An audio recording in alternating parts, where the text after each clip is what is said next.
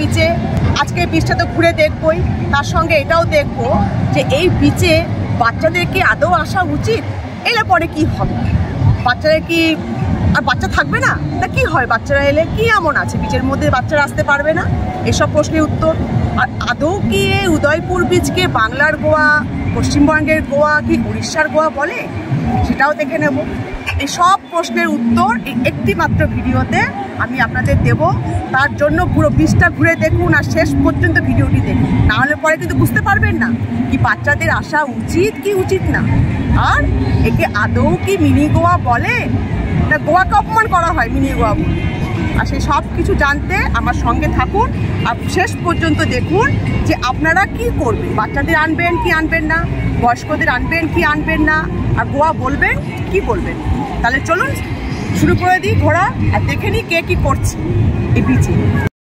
Old Digha বা new দীঘার মতনই সুন্দর এই উদয়পুর বিচটি, এতে কোনো সন্দেহ নেই। সমুদ্রের ধারেই আছে একটার পর একটা দোকান, আর তাতে রকমারি মাছ। সমুদ্রের জলে পা ডুবিয়ে বসে মাছ ভাজা খেতে কার না ভালো লাগে বলুন? মাছের দামও খুব সস্তা, আর আপনি সঙ্গে সঙ্গে ধরে আনা মাছও পেয়ে যেতে পারেন যদি একটু সকাল সকাল এখানে আসতে পারেন।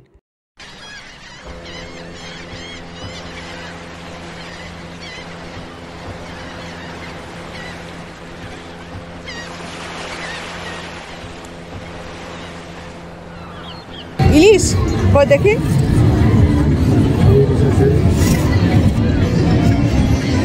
আছে, ভোলা আছে,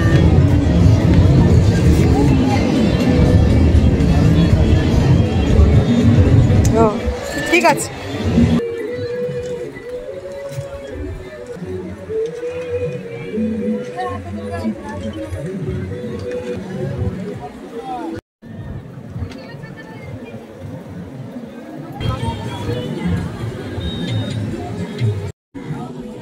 কিন্তু শুধু এখানে লোকে মাছ খেতেই আসে না, আরও অনেক কিছু খাবে বলে আসে। আর সেগুলি কি কি সেটি এক্ষুনি দেখে নিন।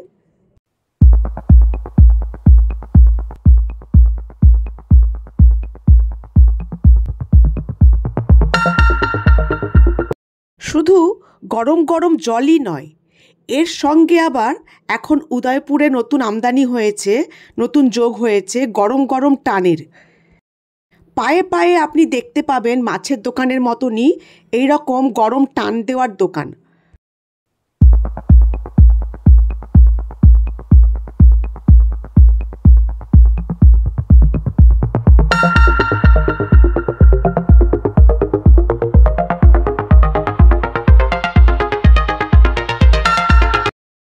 এই সব গরম গরম টান দেওয়ার পরে আর গলায় গরম গরম জল ঢালার পরে সাইড এফেক্টটা কী হয় সেটা এবার দেখুন।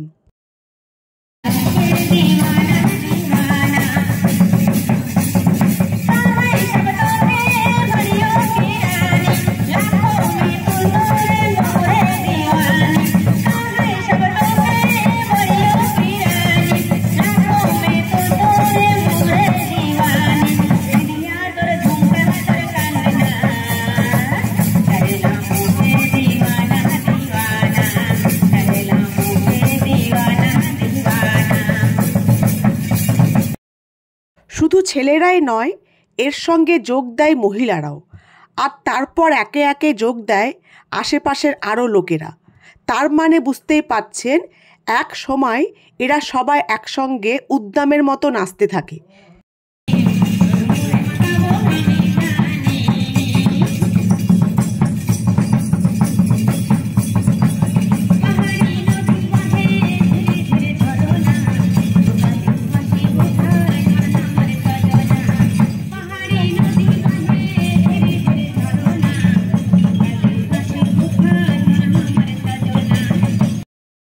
গরম জল আর গরম টান ছাড়াও উদয়পুরে আরও অনেক কিছু গোপন জিনিস পাওয়া যায়, যেগুলি আমি এই ভিডিওটিতে বলতে না পারলেও আপনারা আন্দাজ করে নিন।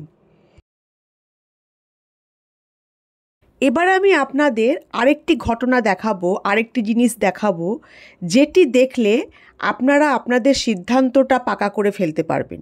যে আদৌ আপনারা এখানে বাচ্চাদের নিয়ে বয়স্কদের নিয়ে আসবেন কি আসবেন না। এটি হচ্ছে ওই গরম জল আর গরম টানের পরের ফাইনাল স্টেজ।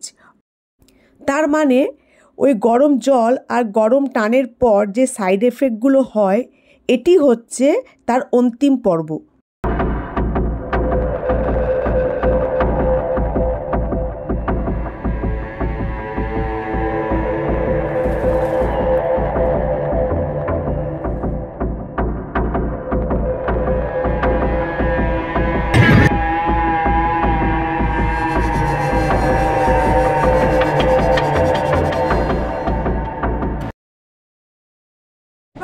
দেখলেন উদয়পুর বিচে অনেকেই দেখবেন জল টল খেয়ে উল্টে পড়ে আছে, তাদের কোনো হুঁশ নেই, তাকে টেনেও তোলা যাচ্ছে না। আবার কেউ কেউ উদ্দাম হয়ে নাচ করছে, উদ্দাম হয়ে ডান্স করছে। মানে আপনার এই পরিবেশটা আমি জানি না আপনার কতটা অ্যাকসেপ্টেবল মনে হবে, গ্রহণযোগ্য মনে হবে আপনার পরিবারে বাচ্চাদেরকে আনলে কি বড়দেরকে আনলে। কিন্তু আমার মনে হয় যে অনেকে বলে এই উদয়পুর বিচকে মিনি গোয়া, বাংলার গোয়া, পশ্চিমবঙ্গের গোয়া, সেটা কতটা গ্রহণযোগ্য বলাটা আদৌ বলা যায় কি না সেটা আমার মনে কোনো না কোনো জায়গায় একটু সন্দেহ আছে। যেমন আমি পার্সোনালি গোয়া গিয়েছি, আপনারা অনেকেও হয়তো গোয়া গিয়েছে।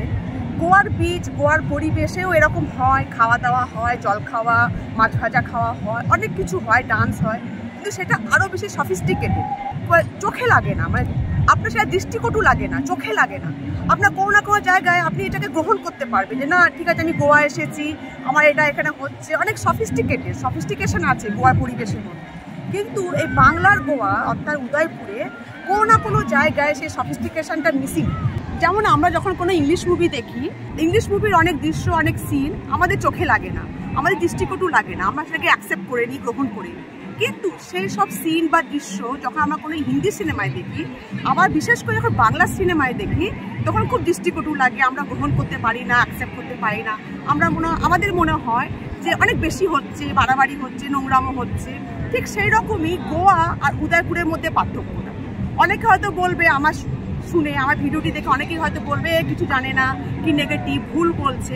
কিন্তু এটা আমার পুরোপুরি ব্যক্তিগত মতামত যে গোয়া আর উদয়পুরের মধ্যে আকাশ পাতাল পার্থক্য।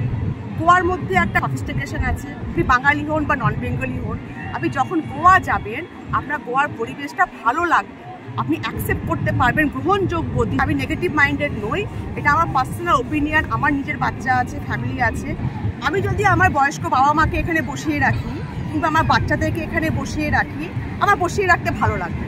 আমার কোনো না কোনো মনে হবে যে পরিবেশটা খাপছাড়া, ওদেরকে বসিয়ে রাখা যাবে না, ওরা কি শিখবে এগুলো দেখে। মানে পরিবেশটা অনেকটা অ্যাডাল্ট, যেখানে আমার মনে হয় বাচ্চাদের জন্য গ্রহণযোগ্য নয়, বিশেষ করে ওই বাড়ির বাচ্চারা যারা এইগুলো দেখে অভ্যস্ত নয়।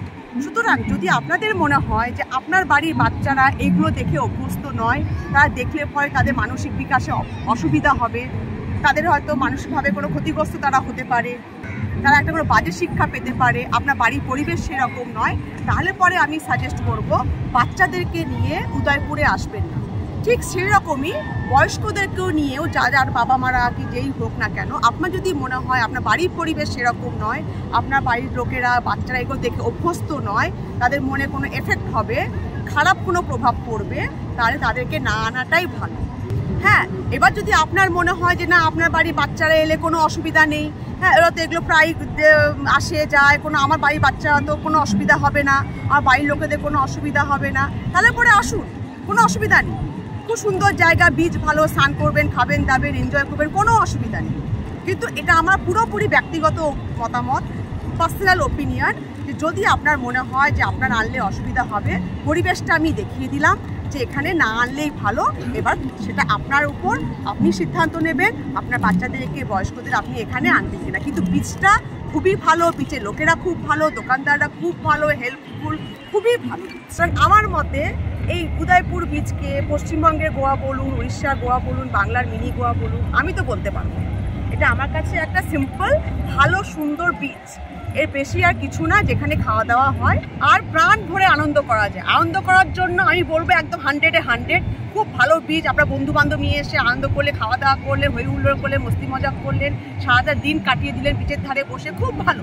কিন্তু গোয়া নয়, উদয়পুর বীচ বাকি ইন্ডিয়া দুটো জায়গা, উদয়পুর বিচ ভালো বিচ, ব্যাস এইটুকুনি। গোয়া টোয়া আমি বলতে পারবো না, ব্যাস সিম্পল একটা বিচ, ভালো দীঘার বিচ।